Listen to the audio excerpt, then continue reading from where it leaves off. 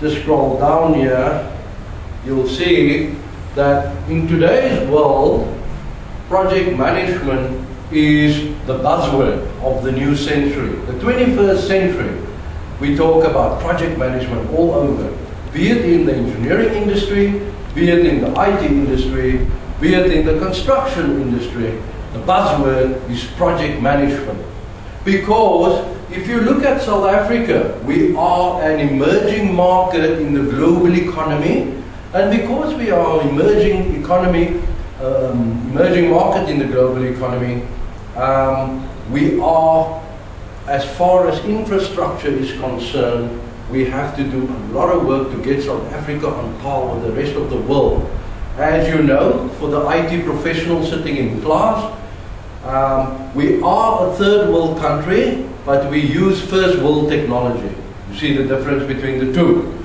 So, from a project management point of view, we need project management to build our infrastructure, to build our roads, our stations, our houses, our buildings, our commercial sector, the economy, our transportation system, our electricity system, power stations, etc. And we need to look at a lot of human projects like the combating HIV and AIDS, and incurable diseases, etc. And this is all where project management plays a big role. So there you can see project management, there's management a question mark, and there's planning 80% and controlling. So can you see that planning and controlling forms a major part of project management? It's planning and controlling. Now the question is, where does project management come from? Where did it originate? If you look at the history of project management originated in the United States of America in the 1950s in the Air Force industry, United States Army, where it was all about bringing weapons to the market before your competitor. As you know, power lies in the barrel of a gun, and power lies in money. So project management originated in the United States, and from there it was spread to the rest of the world. Now why project management? It's about the application of knowledge, skills, tools, techniques to project activities to satisfy a given objective and also to satisfy stakeholder needs and expectations. And the key word is needs and expectations of the stakeholder. Who are the stakeholders? Who are the stakeholders we are referring to? The stakeholders are the people who are directly and indirectly affected by the outcome of the project. I.e., example, the person who's going to accept the product, the person who's going to work with the product, interested and affected parties, and the people who are sponsoring the project is also a major stakeholder, and the people who will use the product, the facility, the result, and also the people who are affected by the outcome of the project. That is your stakeholders of your project. And the client, the customer, etc.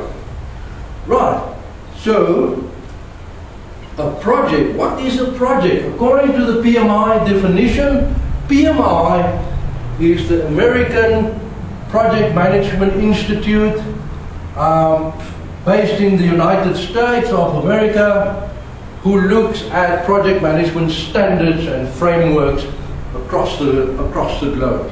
So according to PMI, the definition of a project is, it's a temporary undertaking to create a unique product or service.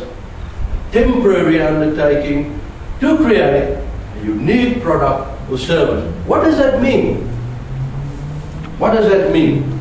Temporary implies there's an end, and obviously if there's an end there must be a start, right? It's not ongoing,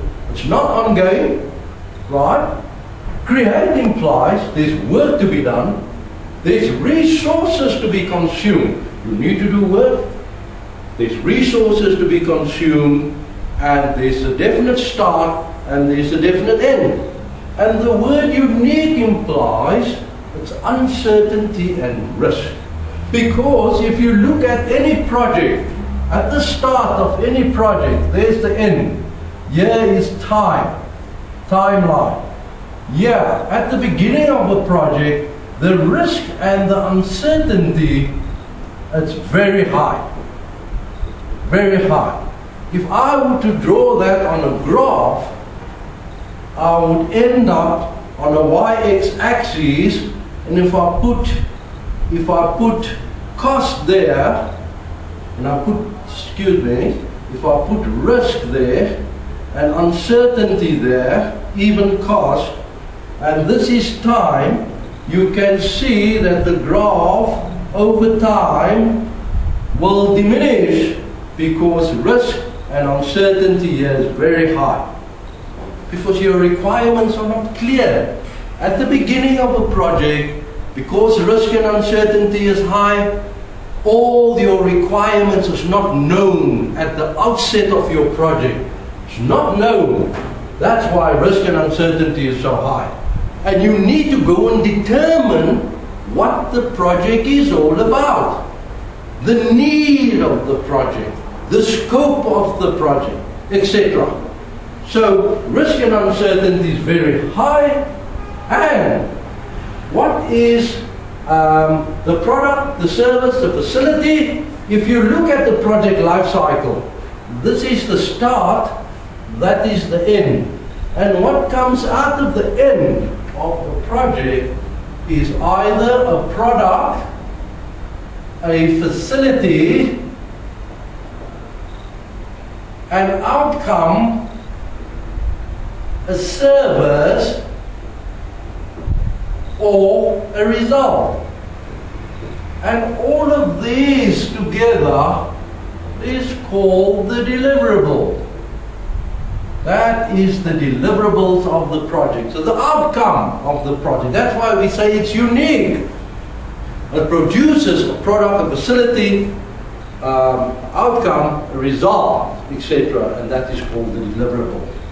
Just to give you an overview of the project, let us have a look at this slide quickly. Let us have a look at the slide.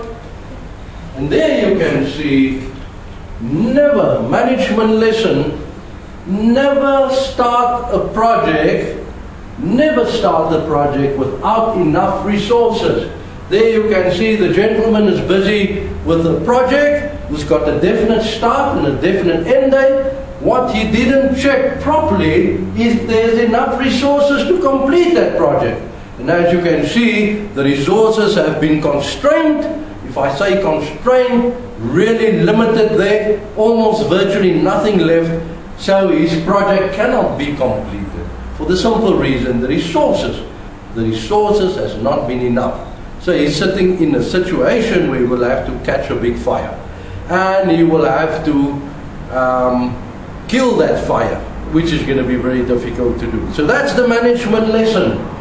Never start a project unless all resources are available. What are we referring to about resources?